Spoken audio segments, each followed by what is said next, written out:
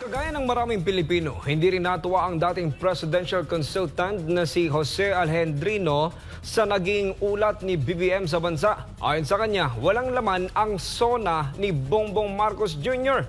Si Almar Fuerzuelo, sa report. Alam mo lahat ito, walang laman ang SONA niya.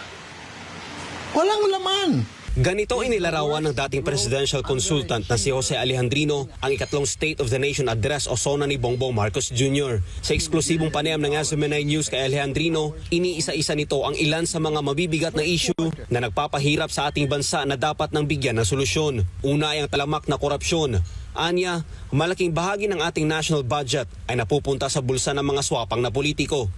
The corruption is our number one problem in this country. That's why they have to keep borrowing money. Why? Because a big chunk of our national budget goes to corruption. Ngunit ang lalong mas nakakadismaya ay yung walang nabanggit si Marcos kung ano ang mga gagawing hakbang para matapos ang lantarang korupsyon na pinangungunahan mismo ng mga nasa gobyerno. And at the SONA, the one thing that was missing is that Bongbong did not talk of corruption. He did not offer any measures on how to curb corruption. He was silent on it. Why, I ask myself. That is our number one problem.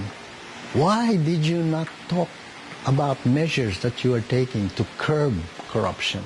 Pangalawa ang food security. Ayon kay Alejandrino, hindi rin ito nabanggit ni Bongbong. Gayong isa ito sa mga pinakamalalaking problema na kinakaharap ng bansa.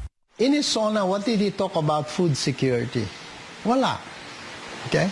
And yet, food security is also one of our biggest problems and will be our biggest problems in the future.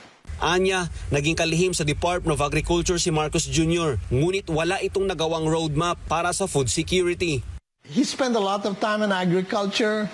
He didn't really give the roadmap on food security. Pangatlo ang infrastructure. Sinabi rin ni Alejandrino na wala itong plano patungkol rito. Kung meron man itong nabanggit na tapos, ay hindi ito sa kanya. He talked a lot about infrastructure. In 2 years' time, how many of those were really started by him or were they started by his predecessors? And he was just completing it, okay, or improving on it. Pang-apat ang foreign policy na kung saan tinawanan lang ni Alejandrino. And foreign policy, what did he talk about? He said, we'll continue to negotiate, okay? So what is that? Is that your foreign policy? You will continue to negotiate. Alam mo lahat ito, walang laman ang SONA niya. Walang laman. Panghuli ay ang pagtaas ng krimen sa bansa. Crime.